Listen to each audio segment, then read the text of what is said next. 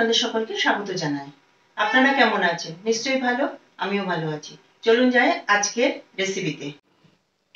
আজ আমি বানাবো চিকেন কাবাব, ক্রিস্পি ফ্রাইড চিকেন কাবাব। তার জন্য এখানে 400 গ্রাম মাংস নিয়ে নিয়েছি, চিকেনের পিস নিয়েছি। আমি এইভাবে নিয়েছি, এটা হাড় সমেতও আছে, কিছুটা হাড় সমেত আছে, কিছুটা বোনলেস আছে। এইভাবে নিয়েছি, এটা হাড় সমেতও করা যায়।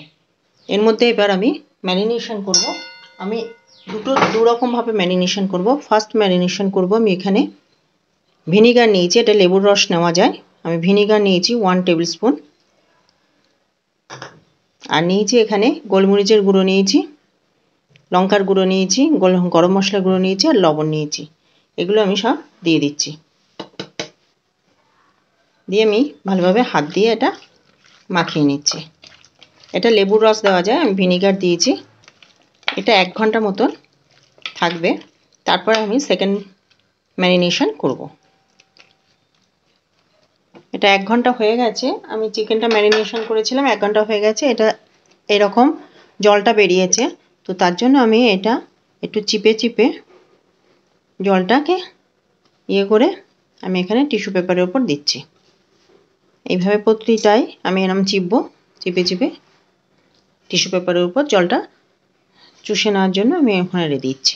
সব চিকেন পিসগুলো ভালোভাবে জল শুকিয়ে নিয়েছি, নিয়ে আমি এইভাবে দিয়ে দিচ্ছি। আমি এবার প্রথমেই একটা ডিম দেব, আদা রসুন পেস্ট দেবো। রসুন পেস্টটা বেশি দিচ্ছি, 1 টিস্পুন। আদা দিচ্ছি 1/2 টিস্পুন। এটা বেশ ভালোভাবে এর সঙ্গে মিশিয়ে নেব। এটাও আমি 2-3 ঘন্টার জন্য ফ্রিজে রেখে দেবো ম্যারিনেশনের জন্য। যতক্ষণ ম্যারিনেশন হবে তত ভালো হবে। এটা বেশ ভালোভাবে মাখানো হয়ে গেছে। আমি এবার এখানে কি নিয়েছি বলি। এখানে ধনের গুঁড়ো নিয়েছি 1 টেবিল স্পুন। এখানে 1/4 টিস্পুন নিয়েছি গোলমরিচের গুঁড়ো, 1/4 টিস্পুন নিয়েছি চাট মশলা, 1 টেবিল স্পুন নিয়েছি লাল লঙ্কার গুঁড়ো, মানে যেটা ঝাল হবে, 1 টিস্পুন নিয়েছি কাশ্মীরি লঙ্কার গুঁড়ো, সামান্য একটু হলুদ নিয়েছি, মানে 1/4 টিস্পুন মতন হলুদ নিয়েছি। এখানে গরম মশলা নিয়েছি, আর জিরে ভাজার গুঁড়ো নিয়েছি, জিরেটা শুকনো চাটুতে ভেজে নিয়ে গুঁড়ো করেছি। আর এখানে কসুরি মেথি নিয়েছি 1/2 টিস্পুন, 1/2 টিস্পুন গরম মশলা নিয়েছি, 1/2 টিস্পুন নিয়েছি জিরে ভাজার গুঁড়ো। আর এখানে এগুলো তো বললামই, এগুলো নিয়েছি। আর সামান্য একটু লবণ নিয়েছি, আগেও লবণ দেওয়া ছিল, লবণটা একটু ভেবে দিতে হবে আমাদের। এগুলো শুকনো মশলা সব দিয়ে দিলাম।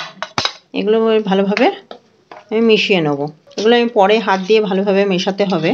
আমি এখন চামচ দিয়ে করছি, কিন্তু হাত দিয়ে করতে হবে, এটা নাহলে ভালো হবে না। আমি এখানে ফুড কালার নিচ্ছি, একটু ফুড কালার না দিলেও চলে, আমি একটু ফুড কালার দিচ্ছি।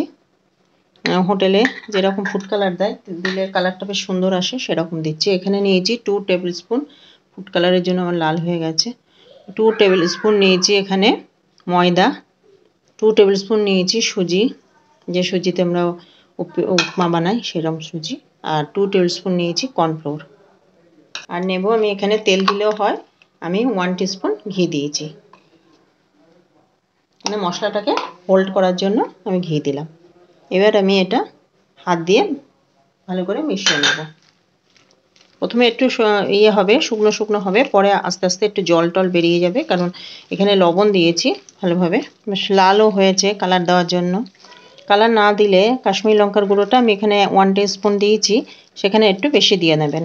একদিন ফুড কালার খেলে কিছু হয় না, সেরকম কোনো ক্ষতি করবে না, সেই জন্যই দিয়েছি। এটা আমার ম্যারিনেশনের সব কিছু দেওয়া হয়ে গেল। এবার আমি 2-3 ঘন্টার জন্য ফ্রিজে রাখবো। এটা ম্যারিনেশন হয়ে গেছে, 3 ঘন্টা আমি ফ্রিজে রেখেছিলাম, ম্যারিনেশন হয়ে গেছে। এবার আমি তেল চাপিয়ে দিয়েছি, তেলে আমি এবার ভাজবো একটা একটা করে। এই রেসিপিটা কিন্তু খুবই সোজা, খুবই তাড়াতাড়ি হয়ে যায়। বাড়িতে চিকেন থাকলে কিন্তু বাড়ির সব মশলা দিয়েই কিন্তু এই কাবাবটা হয়ে যায়, চিকেন ক্রিস্পি কাবাব হয়ে যায়। তো আপনারাও এটা করবেন, করে দেখবেন যে এটা খুব সহজেই হয়ে যাচ্ছে। আমাকে কমেন্ট করে জানাবেন আপনাদের কেমন হলো। আর যদি রেসিপিটা ভালো লেগে থাকে তাহলে অবশ্যই একটা ছোটো করে লাইক করে দেবেন, শেয়ার করবেন। আর আমার চ্যানেলকে আমার সঙ্গে থাকার জন্য সাবস্ক্রাইব করতে একদম ভুলবেন না। পাশে থাকা বেল আইকন প্রেস করতে ভুলবেন না, যাতে আমার নিত্য নতুন রেসিপি আপলোড হতেই আপনাদের কাছে প্রথমেই পৌঁছে যায়। আর স্কিপ না করে এই রেসিপিটা দেখতে থাকুন। এবার আমি একটা একটা করে ভাজবো। এইবার আমি তেলটা পুরো গরম করে নিয়ে মিডিয়াম আঁচে দিয়ে দিয়েছি।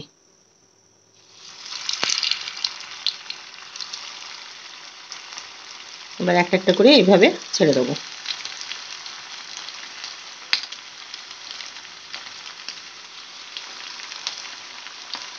মানে অনেকটা তেল নিলে, একটু বেশি করে তেল নিলে কিন্তু অনেক কটা একসঙ্গে ভাজা হয়ে যায়। এইভাবে 2-3 মিনিট হয়ে যাওয়ার পর তারপরে কিন্তু আমি এটা হাত দেব, নাহলে হাতা লাগালেই কিন্তু তলার কোটটা আস্তে আস্তে নষ্ট হয়ে যাবে, ফুলে যাবে। সেই জন্য একটু এক পাশ ভালোভাবে ভাজা হয়ে যাওয়ার পর তারপরে এটাকে আমি উল্টে দেব। আমি একটা কাঁটা চামচের সাহায্যে উল্টাচ্ছি, বড় হাতা টাতা দিলে কোটটা নষ্ট হয়ে যাবে। এইভাবে আমি উল্টে দিচ্ছি। এটা বোনলেসও করতে পারেন, আবার বোন সমেতও করতে পারেন। আমি এখানে বোনলেসও আছে, বোন সমেতও আছে। এরকম কাঁটা চামচ দিয়ে উল্টাবেন, নাহলে কোটটা নষ্ট হয়ে যাবে, যে গায়ে যে মশলার কোটটা আছে সেটা নষ্ট হয়ে যাবে। এটা অনেকক্ষণ ধরে ভাজলে ভেতরে চিকেনের পিস যে দিয়েছি সেটা ভালোভাবে সেদ্ধ হয়ে যাবে, আর ওপরটা ক্রিস্পি হয়ে যাবে। এবার হয়ে গেছে, আমি দেখিয়ে দিচ্ছি কীরকম অবস্থায় তুলতে হবে। এই মশলাটা আছে, মশলাটা একটু হাত দিয়ে একটু সরিয়ে নিয়ে, মশলা বেশি মশলা এর গায়ে রাখতে হবে না, একটু মশলাটা হাত দিয়ে সরিয়ে দিয়ে তারপরে এটা ভাজতে দেবেন। ক্রিস্পি চিকেন ফ্রাইড কাবাব হয়ে গেল। আপনারাও ঠিক এইভাবে করবেন। আর আমার এই রেসিপিটা ভালো লাগলে অবশ্যই লাইক করবেন, সাবস্ক্রাইব করতে একদম ভুলবেন না। আজকে এই অবধি, প্লিজ স্কিপ না করে আপনারা এই রেসিপিটা দেখেন, তাহলে বুঝতে পারবেন কত সহজে হয়ে যায়। এই রেসিপিটার সঙ্গে থাকার জন্য আপনাদের অনেক অনেক ধন্যবাদ।